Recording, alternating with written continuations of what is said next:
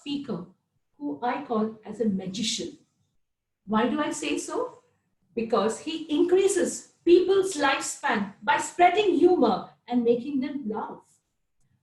A man with an infectious laugh, the powerhouse behind the humor speeches. He started his Toastmasters journey in 2012. It's his diverse and dynamic network of friends that he has gathered over a period of years, which keeps him motivated to continue Toastmasters. It has opened him to a world of possibilities.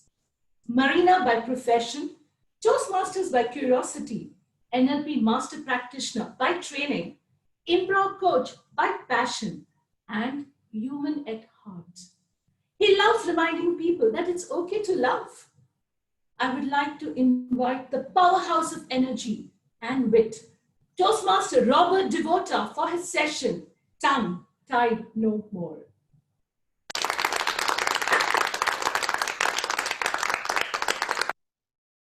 Thank you, Toastmaster Nimmi. And why did the applause stop? I was enjoying it. Anyways, now that it's stopped, I have to carry on. First of all, I wish to thank District 105 XCOM for this opportunity that they have given me to speak here on this platform. Every time I come forward and speak on any platform, especially in Toastmaster platforms, it makes me better as a person and as a speaker. So thank you very much.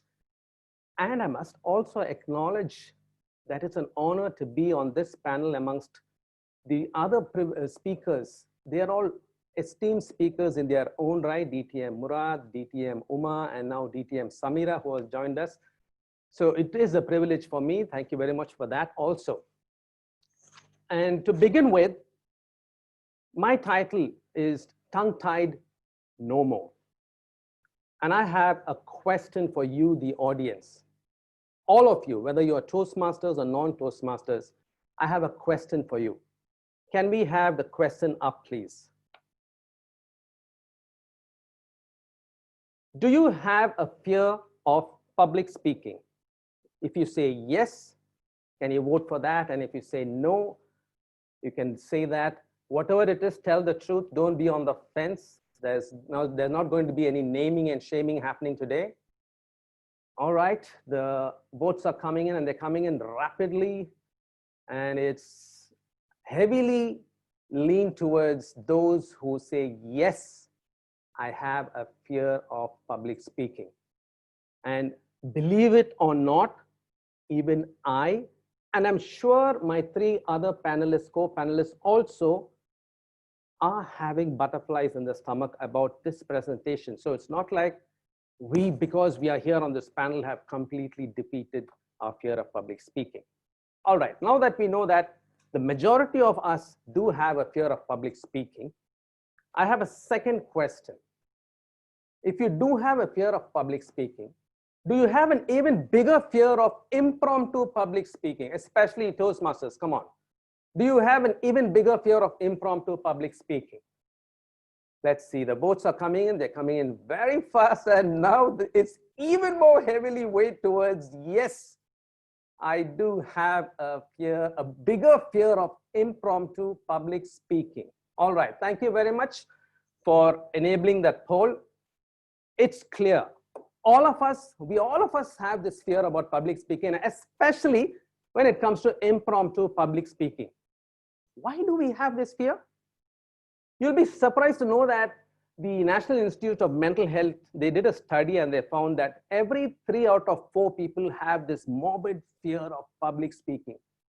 And the reasons are people feel reluctant to be in front of strangers who they don't know. They think that they're going to be criticized and laughed at. Now, let me ask you another question. How many of you, when you were, say, 10 years old, had a friend or a brother or a sister or somebody who laughed at some silly mistake you did? How many of you did? If you did, just put up your hands or put it in the chat boxes. I will see your replies. Say at age 10, say at age 15, say at age 20. Maybe some of you are only 20 years old. Maybe there are some Gavaliers also in this. Yeah, there are many of us who had someone or the other at some point of time in our life laugh at our mistakes. Yes, even now. Someone says even now. Yes. So my question to you is, those people who laughed at you when you were 5 years old, or when you were 10 years old, or when you were 15 years old, are they still there beside you or behind you, still laughing at you today? I'm sure it's not the same people, right?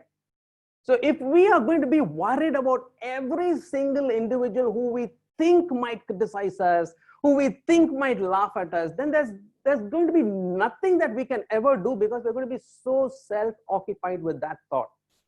You know what the thought is? You know what the reason for the thought is? It's self-centeredness. You might be surprised why I'm saying that. It's self-centeredness because you're so conscious about what people are thinking of me. Let me tell you a secret.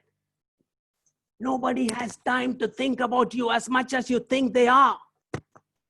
Yes, everybody's caught up with their own life. Everybody's got their own things to do. Not everybody spends 24/7 thinking and laughing about another person. No. So that fear is put to rest. Now that we know the reasons why we fear, can we do something about it? Of course. That's why I'm here. I'm here to tell you that you can. Can I have the poll removed from the screen?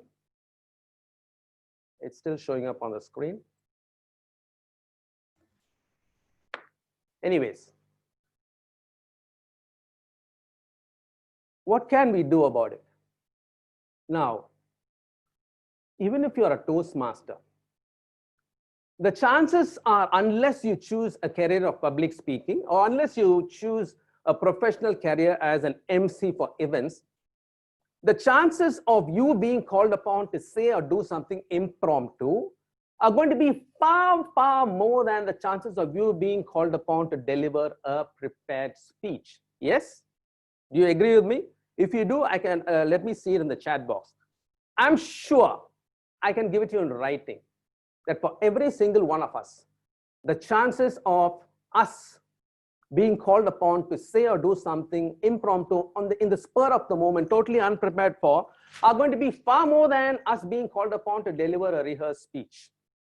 If that is the case, it's even more imperative that we arm ourselves with something of how to deal with these impromptu moments, because these impromptu moments, believe it or not, some of them are going to be defining your life.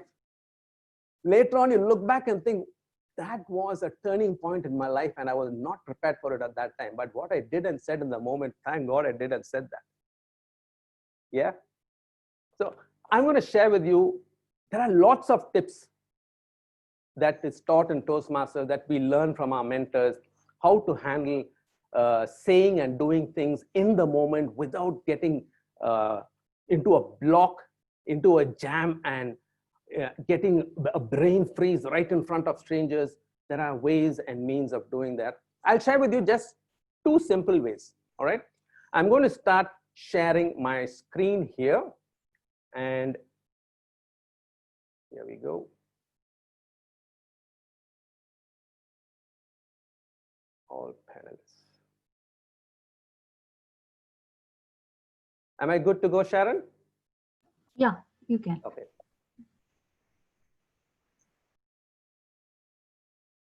All right. So to begin with,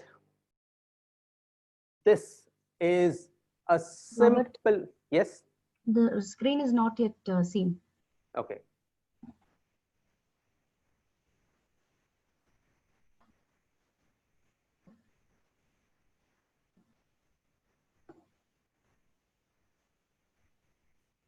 I'm sure now you can see my screen. Yes. All right, here we go. Perfect. Yeah. So fat. Now I know the words FAT do not have very positive connotations in the general opinion of people, but that's not the fat I'm talking about today. Fat is a very simple technique that you can use to give structure to any topic that you want to handle in the moment for which you were not prepared. Fat is like, you heard the introduction that was given to our DD Robin Anand, who likes to fly kites. Now, fat, using the technique of fat, it's like giving structure. A structure to any topic is like the frame that you give to your kites. A kite without a frame, like I always say, it will fly, but it will fly in your face, not in the direction that you want it to fly in. So that's what FAT can do. If you follow the FAT technique, that's what it can do to any topic that you have to speak about in the moment. What is FAT? FAT is nothing but, F stands for feel, feelings. What is your feelings on the topic that is given to you, whatever the topic may be. Maybe you were just called upon to say, can you say a few words about this colleague of yours who has been with us for so many years and today he is taking voluntary retirement. Out of the blue, you are called upon to do this. And you have to express the best way to go about it is, how do you feel about that person? What is it that motivated you to work in close quarters with that person all these years?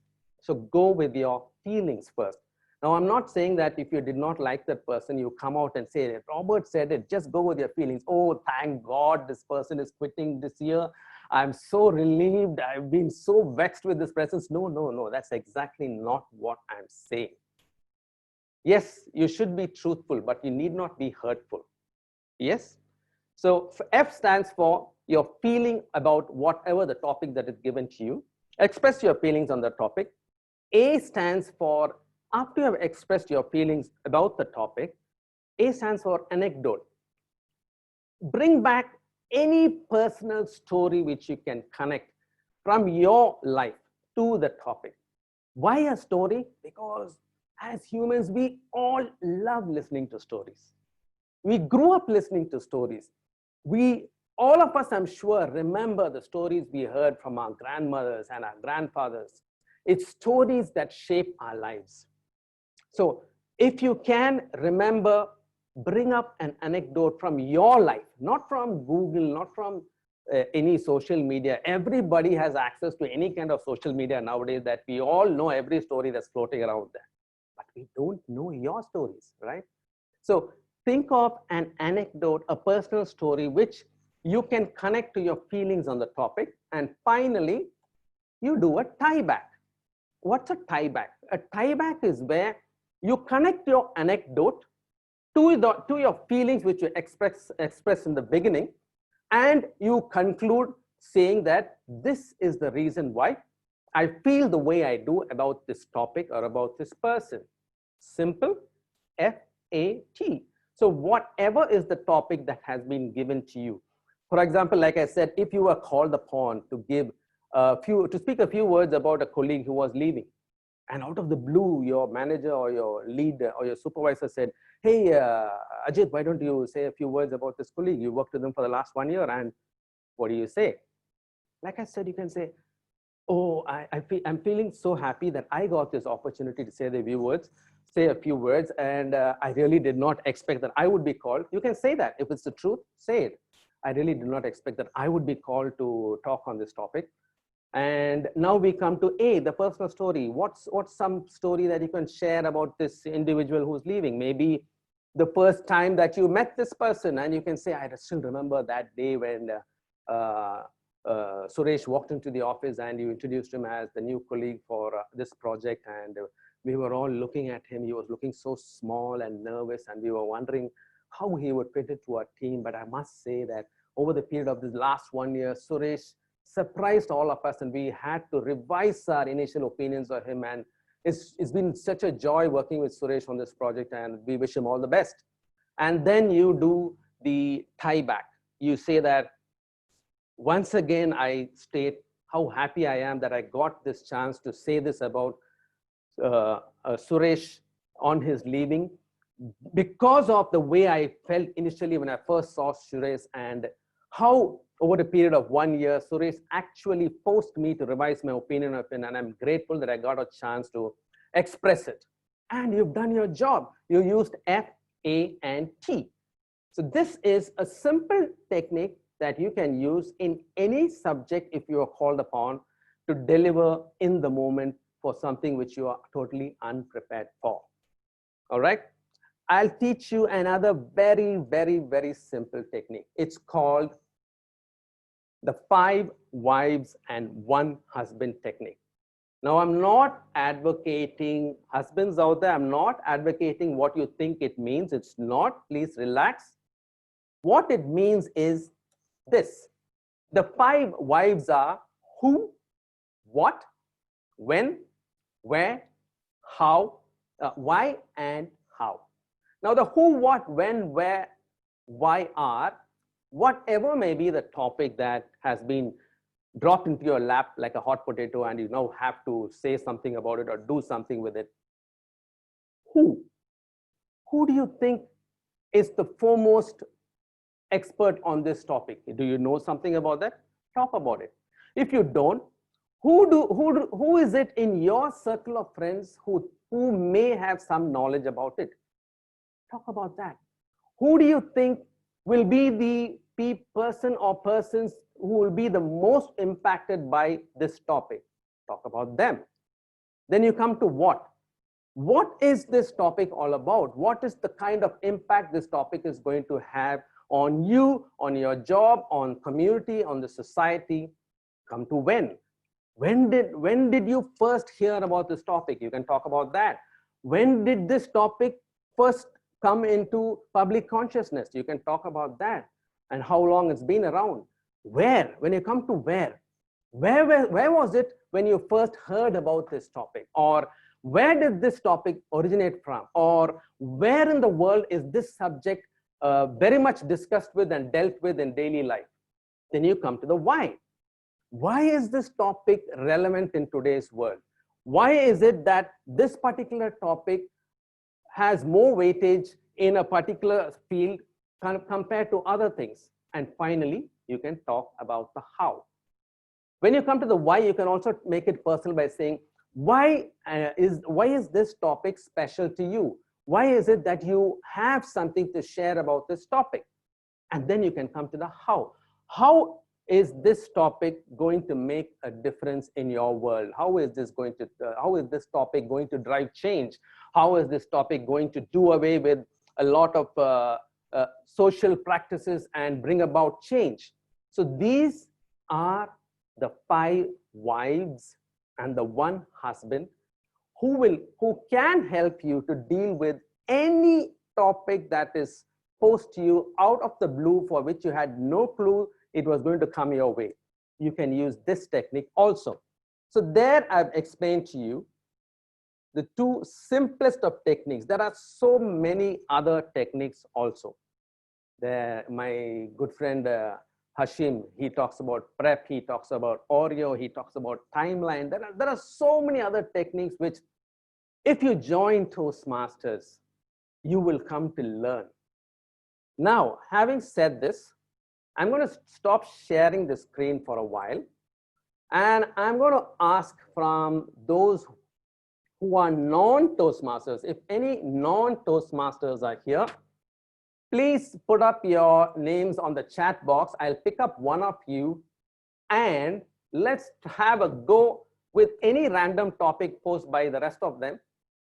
Let's see how we can handle it using these techniques that I have shared with you. Anyone? Yes, Mohan Kamath says, oh my God, 5 wives. I know. That's why I gave the disclaimer. It's not for husbands. Any non-Toastmaster here? Can I have a volunteer? Your name in the chat box. Or let me call on somebody who I don't recognize as a Toastmaster. I may be wrong. I'm not suggesting that I know every Toastmaster in District 105. Okay, there's a message. Ahmed Musa says, sorry, I just joined. I'm already in red. Okay, cool. For the sake of time, can I try? GK Lakshmi says, can I try? Fatma, okay, I'll call on Fatma. Fatma, can you, Zoom Master, can you please unmute Fatma? I have. Okay, Fatma, someone has already given us a topic. Fatma, are you a Toastmaster? Fatma, are you there? She needs to unmute herself. Fatma, can you please unmute yourself? Yes. Yeah. Yes, good evening. Good evening, Fatma. Good evening. Thank you for putting up your name Okay, as this a is, volunteer. you're welcome. This is the first time for me to enter for Toastmaster meeting. Excellent. I will Excellent. just try. I don't promise you. If I don't know, I will tell you that I don't know. Perfect. That's I the will best. try. That's the best thing to do always, to admit the truth. If you don't know, say you don't know. Don't go and act like you know it and make a fool of yourself.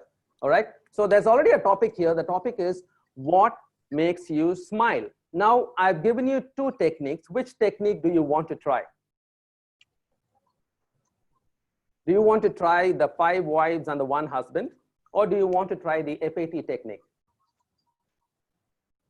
What's Fatma, the other technique? the FAT, that is, you start off talking about how you feel about this topic. That is F, and then A is for a personal anecdote or story around this topic which you have experienced in your own life that you can share. And T is where you tie back the story and your feelings and explain why you feel the way you feel about the topic. So that is FAT. Okay. What make me smile? Okay, let's go with the 5 wives and 1 husband, because that gives you a lot of Okay. options. Now, Okay. what makes you smile is your topic. So if you were to think about the first W that I said is what? So what are some of the things that make you smile? Can you tell me? Okay. What make me smile is when I wake up in the morning and I get up from my bed and I walk on my leg. So All right. So I just feel being good. able to get up and walk makes you smile. And Yes. where do you do this? Normally it's in your home, in the comfort of your bedroom, right? So that becomes your Yeah. where. Every day when I open my eyes and get up and Yes. So yeah. what, where, when? You do it every day. Yeah. Yes? Every day morning. Yeah. Yeah. And so we have covered what, we have covered where, we have covered when, and who. What, to whom does you waking up every day have an impact? To whom does it matter? It matters to your family? Yeah, of course, to my kids when I Yes. also find them in good health. Yes, Yes. my kids and Great. And finally, the why. Why is it important that you wake up in the mornings and get up on your feet? Why? yeah, Because because this is give me yeah, this is because it's given me a positive feeling for the rest time of my day. So great, great. yeah. So finally, you have covered all the 5 W's, and the one thing left is the how. Now, how is this habit of you getting up and just the very fact of standing up on your feet and it makes you smile and you know you're loved by your family and you want to do it for your children, how is that going to inspire you? How is that going to motivate you? Yeah, You can talk a little about that. yeah, And yeah. so, yes. This affects me if I am feeling good. I everything it will be fine during my day, my work, and my Everything is dealing with my positively kids, impacted. So, my studying. Yeah, every so day. Fatma, we gave you a topic for which you were not prepared for, and in hardly a few minutes, you managed to give an answer to that. You managed to say a few things. You managed to say things that were personal, and you managed to give us all a conclusion as to what are the reasons why you feel the way you feel about the topic. How do you feel about this? You have dealt with Yeah, a subject that was given to you impromptu. How does it make you feel? yeah. I feel that yeah, I can do it. I should start. Great. Let's give her a Okay. huge round of virtual applause. Thank you, I Fatma. Thank you just so much. maybe you know you know what I should work on my knowledge on enriching my knowledge by reading. I know my weakness. You can. Everybody Yeah, can increase their knowledge. Thank you so much, Fatma. You can now mute yourself. you're welcome. So thank You're you so welcome. much. That was Fatma. And that was a live demonstration on the spot of how just these simple techniques can actually make you tackle any impromptu subject without being tongue-tied. Now, if there are any of you listeners out there who are watching this program, listening to me, who think that, okay, I've got these 2 techniques. That's it. I don't need to do anything else. I don't need to join a Toastmasters club. I'll just go and start working on this. And I'm going to be the #1 impromptu speaker in the world. If there are any of you like that, you are exactly the kind of people I've been looking for a long time. I've been trying to sell my car for a while now. It's a fantastic car. It's never broken down. It's never had an accident. It's never consumed any petrol. And I've never had to spend any money on it. Of course, I've never started it for a while, but that's a different story. But you're the kind of person I'm looking for. I'm sure the panelists, the organizers will share my email details on the chat. Please get in touch with me. I have a great deal for you. I'm sure we can work out something.